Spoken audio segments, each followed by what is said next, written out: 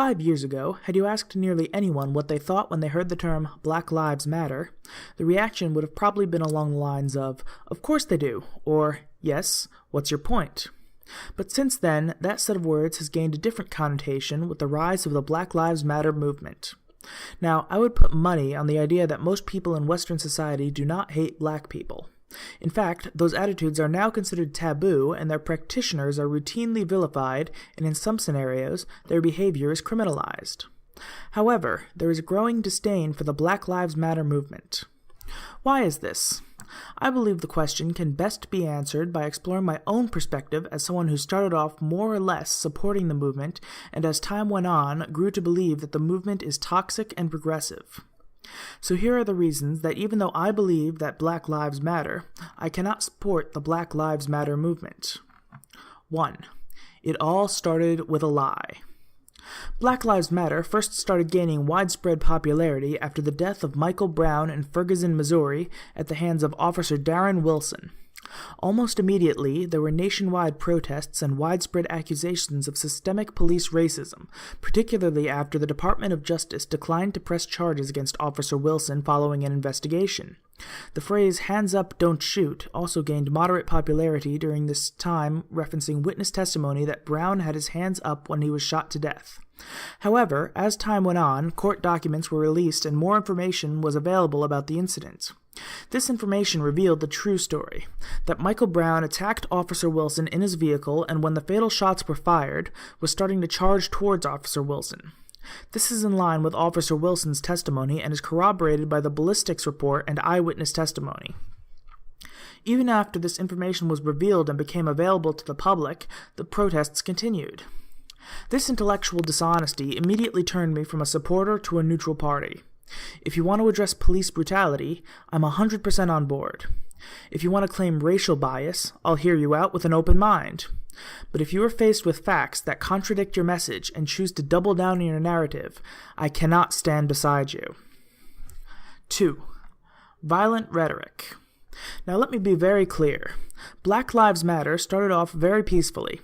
Violence at BLM rallies and protests was quite rare, and though their message was one I disagreed with, I had no problems with their actions. However, as time went on, violent rhetoric from Black Lives Matter became more and more common. Just look at the following clips as an example.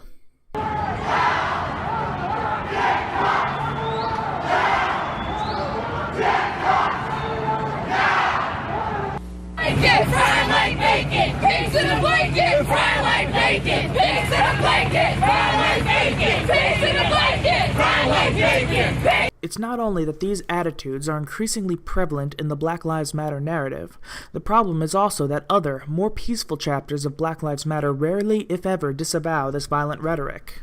Their silence acts as a tacit endorsement of this behavior. Their silence allows the violent to represent the whole, and I will not support a movement that allows this to take place. 3. Attitudes of racial division.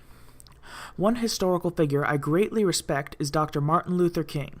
He championed civil rights, led one of the most effective protest movements in history, and has single-handedly done more for race relations than anyone before or since. And he did it by preaching unity and peace.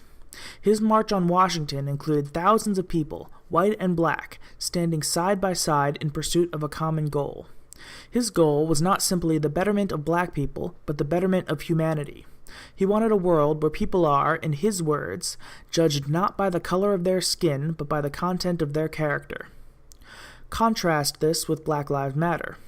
A white woman was not sold a Black Lives Matter t-shirt because she was white. At the Black Lives Matter march at the Democratic National Committee, white people were ordered to the back of the line. At Keene University, a Black Lives Matter member created a fake Twitter account to post a racist threat in order to justify their protests. Black Lives Matter at Dartmouth University stormed the library and screamed at the quietly studying students, calling them filthy white fucks. Multiple chapters of Black Lives Matter have demanded that their schools institute segregated dorms. Need I go on? All of these are linked down in the description. This is not how you spread an ideal.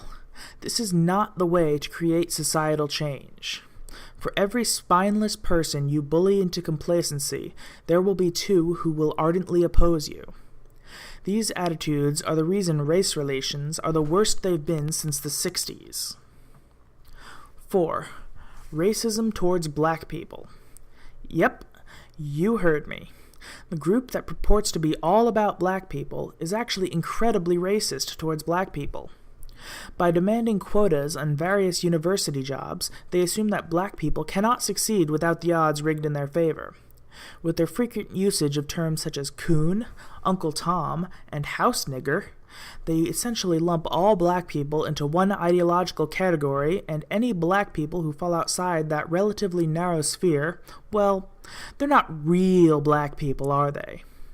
In this way, Black Lives Matter supporters are often as bad as the white supremacists they so readily denounce. Well, these are the biggest reasons that I cannot and will not support the Black Lives Matter movement. It seems as if every other day there's another reason to decry them.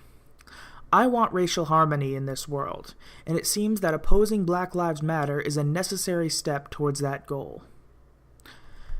If you have any comments, criticisms, or questions, I'd love to hear them. I hope you enjoyed, and as always, thanks for watching. May the force be with you.